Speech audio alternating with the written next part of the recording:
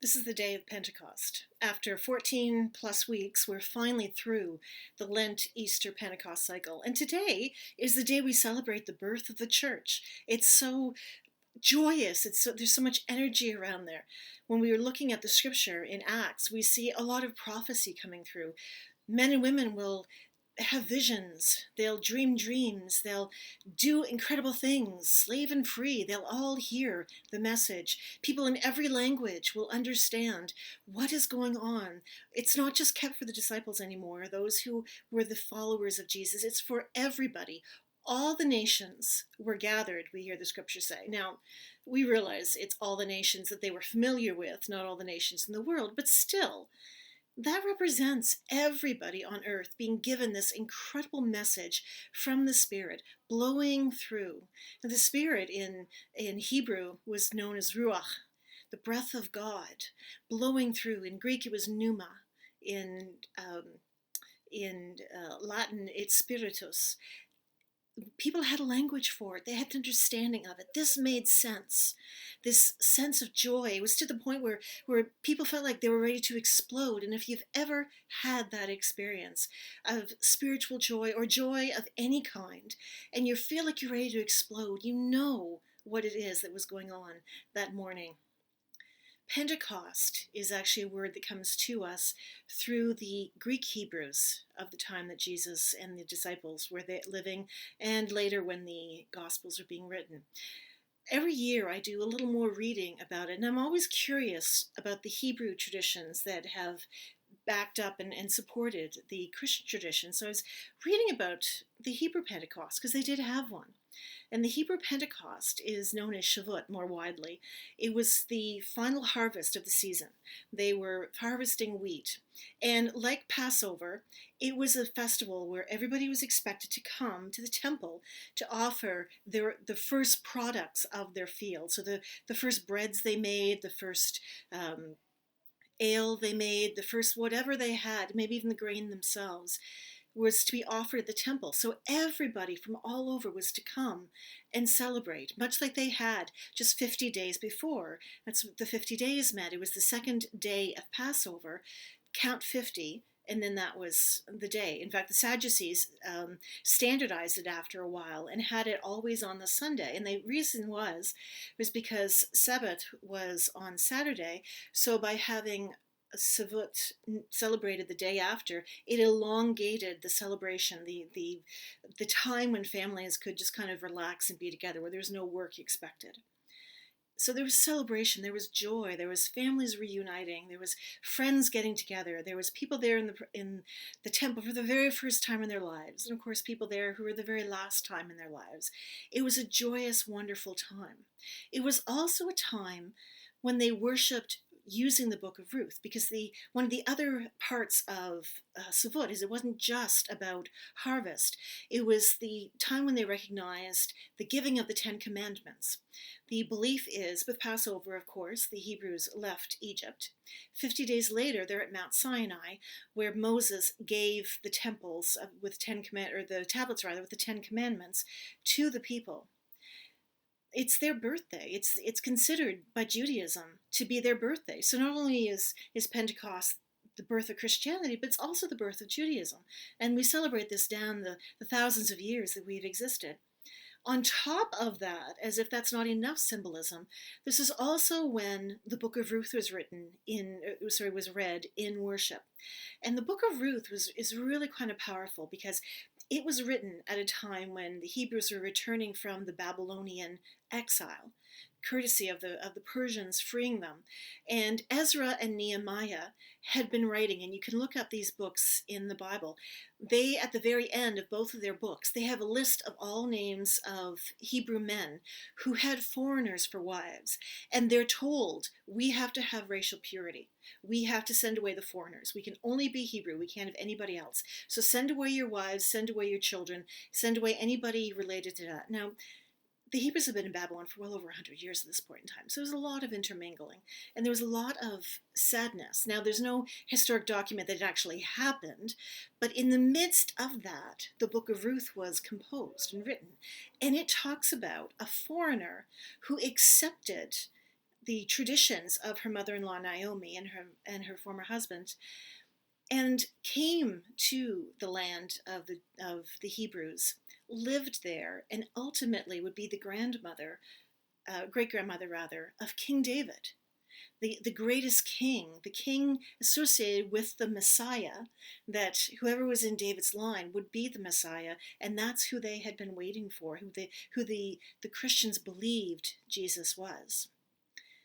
So we have the Ten Commandments, we have the Book of Ruth, we have King David, who is believed to have died on Pentecost, we have the Spirit moving through the people, we have celebrations recognizing the births of two of the most profound religious traditions the world has ever seen. This is a meaningful, profound day. But that's the big scope. How do we bring it down to make it meaningful for us? Well, let's go back to look at the scripture a little bit. Because people started talking in each other's languages. Now, it's common with the the Pentecost story, to pair it with the story of Babel in, I think that chapter 13 of Genesis. And in the story of Babel, in fact, that's where the word babbling comes from. And if you look on a language translator named Babel, that's related to this Tower of Babel, where the people decided they want to get closer to God. So they built this tower together, and God looked down and said, uh-oh, this is a problem. They're all getting together. They're all figuring this out. So we're going to scatter them by making them not be able to understand each other. And that is the beginning of different languages and beginning of different nations. So that's part of the Christian mythology that we have, the Judeo-Christian mythology, which, by the way, is not Jewish and Christian. Judeo-Christian simply means that we recognize that we share a history with the Jewish folks. So that story of people being confused by languages is often paired by the story of Pentecost, where everybody is able to understand the languages being spoken, everybody in their own tongue, we hear about in the scripture. That God was now with the people and the message could be understood. And the message hasn't changed. It didn't change then. It didn't change from Jesus' time. It certainly hasn't changed now, 2,000 years later. But this is something that we can actually hold on to. The need for communication, the need to get the message out there. There is so much misunderstanding when it comes to what the Christian message is. Christian nationalism has basically hijacked our tradition, turned it into something it isn't, and we have millions of people walking around every day with a mistaken assumption of what Christianity is all about. Pentecost should call us back to remember that we got the message too, that we were told in our own language, in the way that we can hear it, what the promise of God's love for us is really all about. And so that now that we have that message, we can take that on. It's not just for the apostles to do. It's for everybody. God is in all of us. As I'm standing here preaching, I'm feeling a breeze coming through the window. We all know that feeling, to be surrounded by the breath of God, by the winds of God, by the Spirit. That's where the word origin comes from. This invisible thing that comes, we can feel it. And we can feel it in our hearts the way they did in that first Pentecost. Peter, along with all of the others there, were accused of being drunk because they were acting so joyous and so celebratory. And one of my favorite lines of the Bible comes up when he says, no, we're not drunk. It's only 9 o'clock in the morning. It's hilarious. Laugh. It's funny. People are not sure what to do with that, but please laugh. The message of Christ, sometimes when it really gets in your heart, it makes you giddy. You do laugh. You do act strange. That fire, that feeling of fire just bursting through you, that's real. It's not just something that was done 2,000 years ago. It's something we can all feel today. How to do that is to share the love of Christ, to get out there and talk to people, to break down misconceptions. If Peter can do it with people who had sworn just weeks before to execute every follower of Christ, we can certainly do it in the comfortableness of our communities, where the worst we're going to get is maybe told off or a roll of the eyes. keep at it, because people need to hear this message just as much today as they did 2,000 years ago. We're just as much in a social crisis now, maybe even more so in a lot of ways, because we think we know better. We think we can predict. We think we will always be a generous people. We won't always be. If history has shown us anything, it's shown us that the forces of exclusion are very, very strong. We see them all over the place today. But the Pentecost story reminds us of inclusion, of using the language that others can understand to really grasp this message of love and community that Christ brought us together to teach. It is not a difficult task. We just have to take responsibility for it and not sit out and think that someone else is going to do it. The disciples 2,000 years ago, they didn't sit out. They set about doing the work of sharing this story. And if they weren't received, they moved on to someone else. And that's okay too. But we have to remind ourselves that we are those people.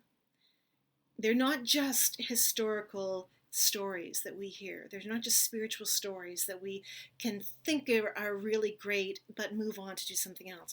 They're not. They're our stories. And they're things that we can do today that mimic what was done 2,000 years ago to share the story of God's love. I'll break it down for you. It's talking to people we know. It's clearing up misconceptions. It's service, doing things for other people. It's not asking for repayment. It's if you're giving things, just give. Don't ask for anything back. It's supporting people. It's believing the vulnerable. It's standing up for the marginalized. It is doing everything you can for people who might not have a voice at the table to be heard. Pentecost, more than anything, is an opportunity to be seen and to be heard and to be listened to. We can all do that. We can all be the spirit of Pentecost every day.